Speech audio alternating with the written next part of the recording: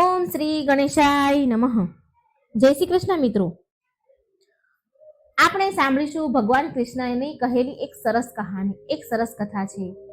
આ ચેનલમાં મિત્રો ભગવાન કૃષ્ણની કથાઓ અને ભગવાન કૃષ્ણની વાણી, ભાગવત ગીતાના વિચાર, ઉપદેશ બધું જ મૂકવામાં આવે છે, જેથી વ્યક્તિને દુઃખમાંથી ઉગરવાનો રસ્તો મળે, દુઃખ હલકું કરે અને સમસ્યાનું સમાધાન પણ એને મળી જાય.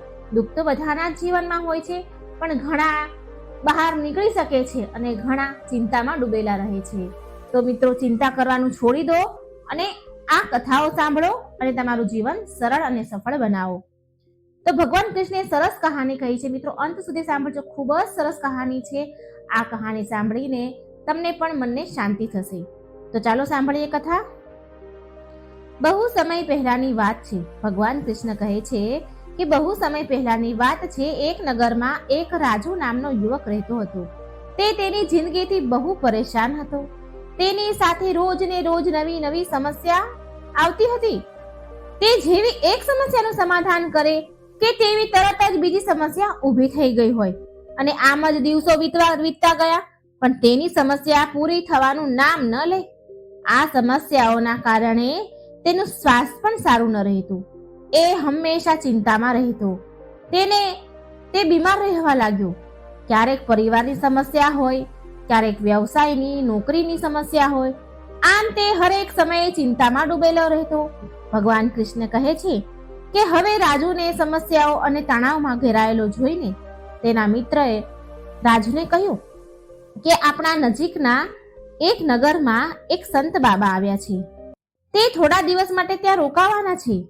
તો રાજુ, તું એમ કર ને, તું ત્યાં જા સંત પાસે અને તારી બધી સમસ્યા એને કહી દે. તો એ સંત જરૂર તારી સમસ્યાનું સમાધાન કરી દેશે અને કોઈનો કોઈ ઉપાય તને મળી જશે. હવે રાજુને તેના મિત્રની વાત સાચી લાગી, એટલે તે સંતને મળવા માટે બાજુના નજીકના નગરમાં ગયો. તે રાજુ ત્યાં સંત પાસે ગયો તો ત્યાં એને જોયું કે સંતની સભા બહુ ભવ્ય છે, બહુ મોટી સભા ભરાણી છે, જેમાં કેટલા બધા ઘોડાઓ છે, ઊંટ છે, બહુ સંખ્યામાં તેમના સેવકો છે, શિષ્યો છે. આ જોઈને રાજુ તો ખુશ થઈ ગયો. તેને થયું કે સંત મહારાજ તો સાચે જ બહુ મોટા મહાત્મા છે, અને ત્યારે તો તેની સભા આટલી મોટી છે અને આટલા બધા પ્રમાણમાં એના સેવકો પણ છે. સંત નક્કી મારી સમસ્યાનું સમાધાન કરી જ નાખશે. સંતની પાસે બહુ બધા પોતાની સમસ્યા લઈને એ વખતે આવ્યા હતા. બધા પૂછવા માટે લાઈનમાં ઊભા હતા. બહુ જ લાંબી લાઈન હતી અને બધા જ લાઈનમાં ઊભા હતા. હવે રાજુ લાઈનમાં ઊભો રહી અને તેનો નંબર આવે એની રાહ જોઈને હવે ઊભો રહી ગયો. બધા એક એક કરી અને એ સંતના તંબુમાં જઈ રહ્યા હતા. એક નાનું એવું તંબુ તાણ્યો હતો અને એમાં સંત બાબા બેઠા હતા. બધા એક એક કરીને બધા અંદર જતા હતા અને સંત પાસે તેની સમસ્યાનું સમાધાન કરવા માટે ઊભા રહેતા હતા લાઈનમાં.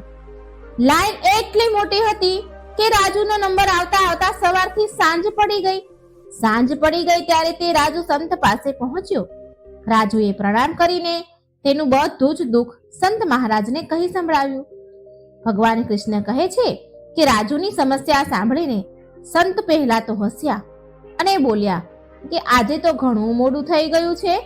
હવે મારો ધ્યાનમાં બેસવાનો સમય થઈ ગયો છે, માટે હું તને વિનંતી કરું છું, હું તારી સમસ્યાનું સમાધાન કાલે સવારે ચોક્કસ કરી આપીશ. એટલે રાજુ સંતની વાત માની ગયો.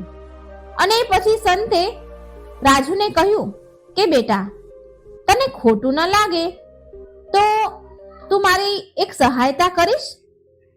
મને તારી જોડેથી મદદ જોઈએ છે. સંતની વાત સાંભળીને રાજુ બોલ્યો, હા ગુરુજી, આજ્ઞા આપો. સંત બોલ્યા કે આજે મારા ઊંટોનું ધ્યાન રાખવા વાળો જે માણસ છે એની તબિયત આજે સારી નથી. જે રોજ ઊંટોનું ખ્યાલ રાખે છે, બધું એને જે ઊંટોનું કામ હોય એ બધું એ કામદાર જે માણસ કરે છે એ આજે નથી, એની તબિયત સારી નથી. માટે જો તને કોઈ તકલીફ ન હોય ને તો આજની રાત મારા જે ઊંટો છે એને ભોજન પાણી વગેરેનું ધ્યાન તું રાખી લેજે ને, અને જ્યારે રાતમાં ઊંટ બેસી જાય ત્યારે તું સૂઈ જજે. જ્યારે બધા ઊંટ બેસી જાય ત્યારે તું સૂઈ જજે. તારા રહેવાનું અને સૂવાની વ્યવસ્થા અમે અહીં જ કરી દઈશું. આ સાંભળીને રાજુએ સંતને હા કહી દીધી અને સંતને પ્રણામ કરી તંબુની બહાર ચાલ્યો ગયો રાજુ. રાજુ ઊંટ પાસે પહોંચ્યો તો એને જોયું કે ત્યાં તો 100 થી વધારે ઊંટ હતા. પહેલા તો એ જોઈને ગભરાઈ ગયો. પછી તેણે હિંમત કરીને સંતના શિષ્યની મદદ લઈને ઊંટોને ભોજન કરાવ્યું, ઊંટોને પાણી પીવડાવ્યું અને પછી રાજુ તે ત્યાં બેસી ગયો અને ઊંટોના સૂવાની વાટ જોવા લાગ્યો. બધું જ્યારે ખાવા પીવાનું કામ પત્યું ઊંટોનું અને ત્યાં વાટ જોઈ છે કે આ ઊંટો સૂઈ જાય એટલે હું સૂઈ જાઉં. જેવું કોઈ ઊંટને ઊંઘ આવે તો તે બેસી જતો હતો. સંત બોલ્યા હતા કે જ્યારે ઊંટ બેસી જાય, બધા જ ઊંટ બેસી જાય ત્યારે તું પણ સુવા ચાલ્યો જજે. હવે અડધી રાત થઈ ગઈ હતી. ઘણા ઊંટ બેસી ગયા હતા અને ઘણા હજી ઊભા જ હતા. તેણે જોયું કે બધા જ ઊંટ બેસી નથી રહ્યા. કોક બેસે છે, પાછો કોઈ ઊભું થાય છે. હવે રાજુ પ્રેમથી ઊભેલા જે ઊંટ હતા એને જબરજસ્તીથી બેસાડવા લાગ્યો. તો આમ રાજુની કોશિશથી ઘણા ઊંટો બેસી તો જતા હતા, પણ તે ઊંટોના અવાજ કરવાથી બીજા જે સૂતેલા ઊંટો હોય એ જાગી જતા હતા. આખી રાત આમ ને આમ ચાલતું રહ્યું. 2 ઊંટ બેઠા હોય તો બીજા 4 ઊભા હોય, એને બેસાડવા જાય તો પેલા બેઠેલા ઊભા થઈ જાય અને આમ ને આમ રાત વીતી ગઈ. સવાર પડી ગઈ. સવારે સંત ધ્યાનમાંથી બહાર આવ્યા એટલે રાજુ તે સંત પાસે પહોંચી ગયો.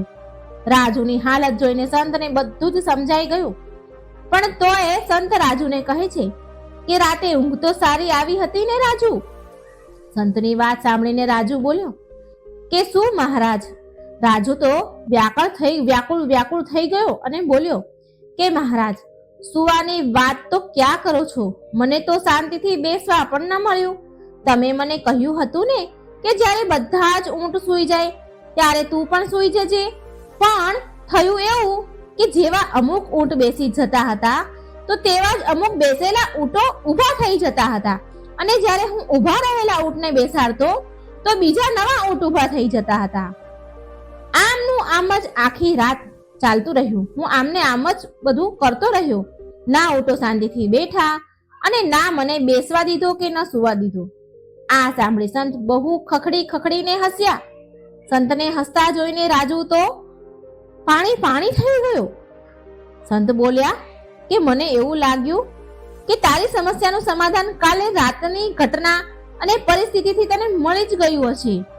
આ સાંભળીને પ્રેમથી આશ્ચર્યથી સંત સામે રાજુ જોવા લાગ્યો અને બોલ્યો, સંત મહારાજ, હું કઈ સમજ્યો નહીં. સંત બોલ્યા કે રાજુ સાંભળ, ધ્યાનથી સાંભળ. જેવા કાલે રાત્રે અમુક ઊંટો તેની હાથે બેસી ગયા અને અમુકને તે બેસાડી દીધા, પરંતુ અમુક ઊંટોને ઊભા હતા તો તેને બેસાડવાના ચક્કરમાં તે બીજા બેઠેલા ઊંટોને પણ તે ઊભા કરી દીધા અને અમુક ઊંટોને તું લાખ કોશિશ કરવા છતાં પણ ન બેસાડી શક્યો. બસ આમ જ આવી જ રીતે તારા જીવનની સમસ્યાઓ પણ છે. તારા જીવનમાં પણ આવું જ થાય છે. કેટલીક સમસ્યાઓ તેની જાતે જ પૂરી થઈ જાય છે.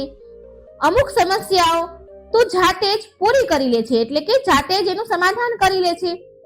અને ઘણી બધી સમસ્યાને તું ઈચ્છે છે ને તો પણ એને ખતમ નથી કરી શકતો.